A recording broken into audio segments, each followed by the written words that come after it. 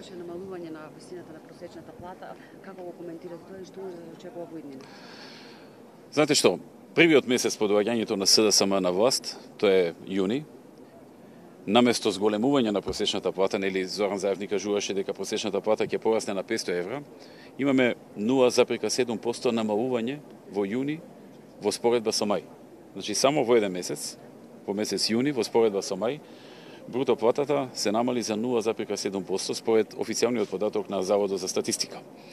Тоа укажува дека ветувањата се една работа, но она што се случува подосна во реалноста и на терен, кога доаѓа СДСМ е друга работа. Не само што нема зголемување на просечната плата од 500 евра, туку започна и тренд на намалување. По подолг период, просечната плата во Македонија од еден во друг месец се намалува. И тоа е загрижувачки податок. Уште позагрижувачки е фактот што наредните месеци, јули, август, нема ништо што се случува во Македонија, што ќе даде надеж и ветување дека ќе продолжи, односно дека ќе започне зголемување на просечната плата, а далеку сме од тоа дека ќе стигне до 500 евра во некој догледен период. Така што лагите кои што ги пласираше СДСМ веќе во првиот месец од нивното одделување стануваат видливи, луѓето почнуваат да ги чувствуваат.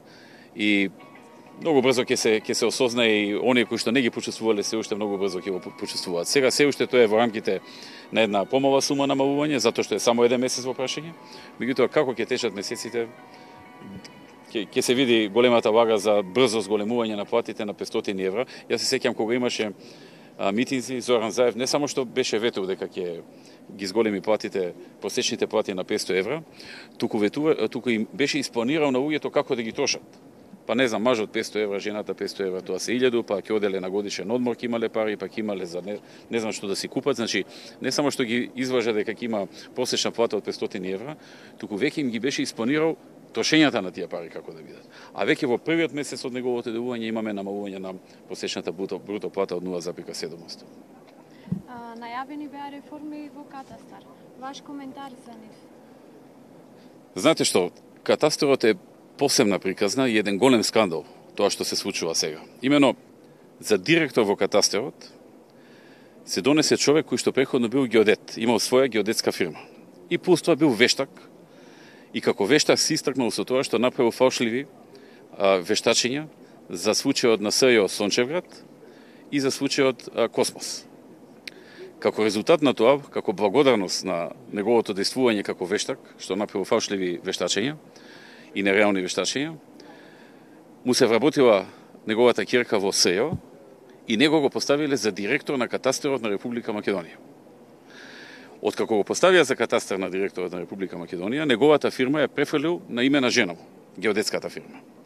И од позиција на директор на катастарот донел одлука да се зголемат цените што катастарот ги плаќа, односно што ги земаат геодетските фирми. Значи, како директор на катастар ги зголемуваат цените на геодетските фирми, а тој самиот има геодетска фирма, сега веќе префрлена на име на жена му. Цените се зголемуваат сериозно. Поранешната максимална цена сега станува минимална, а максимална не се одредува и проценките се дека има веројатно околу 50% поскапување на цените на геодетските услуги, што ќе ги плаќаат во прв ред граѓаните, и исто така компаниите и фирмите за своите инфраструктурни работи, за градби и така натаму, но и за нешто што се задолжени по закон, а тоа е правење на подземен катастар. Таму има рокови во кои што тие мора да ги направат геодетските истражувања и да ги платат компаниите.